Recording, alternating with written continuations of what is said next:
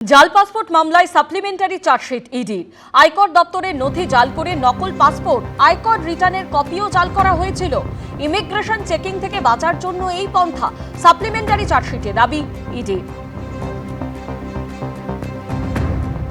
জাল পাসপোর্ট বানানোর জন্য তৈরি করা হয়েছিল আয়কর দপ্তরের জাল নথি এবং সেটা জমা করেই জাল পাসপোর্ট বানানো হয়েছে দাবি করছেন ইডি আধিকারিকরা। সম্প্রতি ব্যাংশাল কোর্টের ইডি স্পেশাল কোর্টে জাল পাসপোর্ট মামলায় একটি চার্জশিট জমা পড়ে এবং সেখানে একাধিক চাঞ্চল্যকর দাবি করা হয়েছে।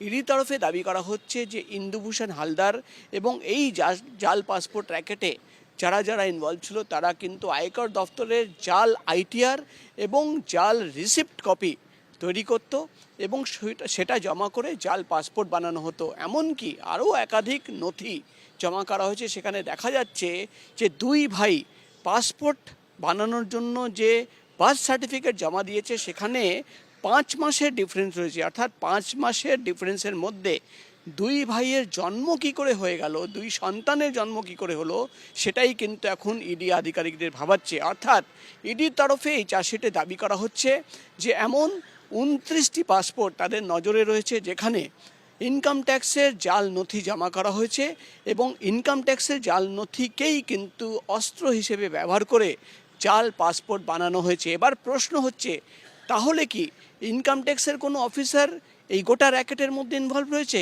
কিভাবে জাল নথি তৈরি করা হলো এবং এই জাল পাসপোর্ট র্যাকেটের পেছনে আরও কারা কারা যুক্ত রয়েছে, কোথায় কোথায় সেই সিন্ডিকেটের সদস্যরা বসে রয়েছে, সেটাই কিন্তু এখন খুঁজে বার করার চেষ্টা।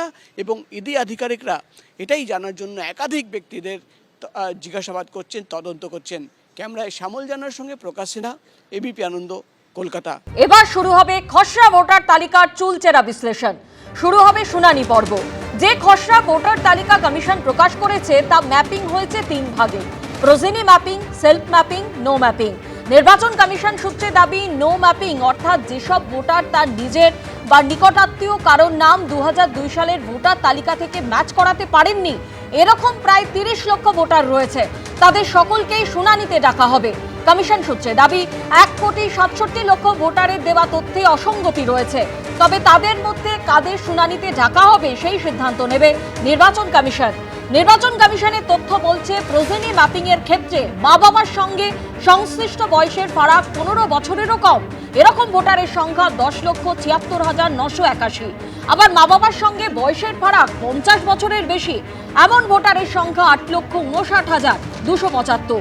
দাদু ঠাকুমার সঙ্গে ভোটারের বয়সের পার্থক্য 40 বছরেরও কম এমন ভোটারের সংখ্যা রয়েছে 3,11,811। এখন এদের মধ্যে কাদের শুনানিতে ডাকা হবে সেই সিদ্ধান্ত নেবেন ইলেকটোরাল রেজিস্ট্রেশন অফিসার বা ইআরও।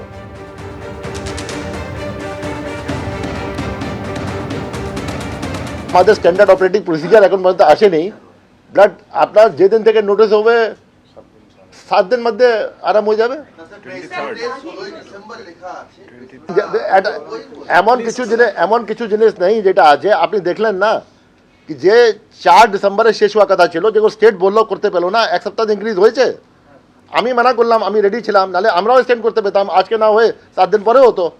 যদি এমন কোনো প্রয়োজন হবে তো ঠিক আছে। আমাদের সিচুয়েশন টাইট আছে, ইলেকশন মতলব আমাদেরকে নতুন অ্যাসেম্বলি কনস্টিটিউট করতে হবে মে ফার্স্ট উইক মধ্যে, টাইট আছে আমাদের, কিন্তু টাইম আছে আমাদের কাছে। হিয়ারিং করতে গেলে মিনিমাম 7 দিনের নোটিশ দিতে হয় আমরা যতটুকু জানি, এবং সেই 7 দিনের নোটিশ দিতে গেলে আজকে 17 তারিখ, তাহলে গতকালই কিন্তু হিয়ারিংয়ের তালিকা প্রকাশ করা উচিত ছিল এবং গতকালই নোটিশটা ইস্যু করা উচিত ছিল, কিন্তু আজকে দুপুর হয়ে গেল, এখনও পর্যন্ত নির্বাচন কমিশনের পক্ষ থেকে কোনো গাইডলাইন প্রকাশ করা হলো না, কোনো এসওপি প্রকাশ করা হলো না, এবং কাদের কাদের হিয়ারিংয়ে ডাকা হবে সেই তালিকাও কিন্তু প্রকাশ করা হলো না বা বিএলওদের কাছে পাঠানো হলো না। গতকাল জাতীয় নির্বাচন কমিশনের তরফে যে খসড়া ভোটার তালিকা প্রকাশ করা হয়েছে তাতে কোন জেলায় কত নাম বাদ গেল সেদিকে এই মুহূর্তে নজর রাখবো। কোচবিহারে 1,13,370 জনের নাম বাদ, জলপাইগুড়িতে 1,33,107 জনের নাম বাদ গেল, অন্যদিকে দার্জিলিংয়ে 1,22,214 জনের নাম বাদ।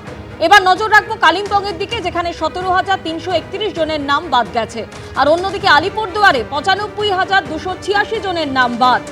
উত্তর দিনাজপুরে 1,70,557 জনের নাম বাদ, আর দক্ষিণ দিনাজপুরে ৮০,৯৮৪ জনের নাম বাদ গেল। নজর রাখবো মালদার দিকে, যেখানে 2,01,873 জনের নাম বাদ গেছে। মুর্শিদাবাদে 2,78,837 জনের নাম বাদ। অন্যদিকে নদিয়ায় 2,16,623 জনের নাম বাদ গেছে। নজর রাখবো উত্তর 24 পরগনার দিকে, যেখানে 7,92,133 জনের নাম বাদ গেছে। আর দক্ষিণ 24 পরগনায় সংখ্যাটা বেশি, 8,18,432 জনের নাম বাদ। কলকাতা দক্ষিণে 2,16,150 জনের নাম বাদ। কলকাতা উত্তরে 3,90,390 জনের নাম বাদ গেছে। নজর রাখবো হাওড়ার দিকে, যেখানে বাদ গেছে 4,47,341 জনের নাম। হুগলিতে 3,18,874 জনের নাম বাদ। আর অন্যদিকে পূর্ব মেদিনীপুর, এখানে 1,41,936 জনের নাম বাদ গেছে। আর এরই পাশাপাশি নজর রাখবো পশ্চিম মেদিনীপুরের দিকে, যেখানে 2,03,341 জনের নাম বাদ গেছে। আর ঝাড়গ্রামে বাদের সংখ্যা, ভোটার নাম বাদ গেছে 52,786 জনের নাম বাদ গেছে। পুরুলিয়ায় 1,83,416 জনের নাম বাদ। বাঁকুড়ায় বাদ গেছে 1,32,821 জনের নাম। আর অন্যদিকে পূর্ব বর্ধমান, এখানে বাদ গেছে 2,08,075 জনের নাম। পশ্চিম বর্ধমানে 3,06,146 জনের নাম বাদ গেছে। বীরভূমে বাদ গেছে 1,78,876 জনের নাম। কমিশনের নজরে রয়েছে অসঙ্গতিপূর্ণ ভোটারও। যে পরিসংখ্যানের দিকে আমরা নজর রাখবো, যে এই অসঙ্গতিপূর্ণ ভোটার, তাদের সংখ্যা 1,29,08,340 জন। দক্ষিণ 24 পরগনাতেই 16,03,016 জন অসঙ্গতিপূর্ণ ভোটার।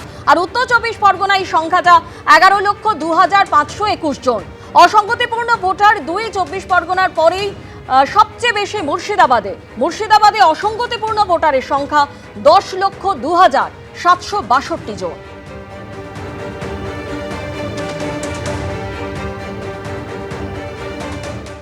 এবিপি আনন্দ, এগিয়ে থাকে, এগিয়ে রাখে।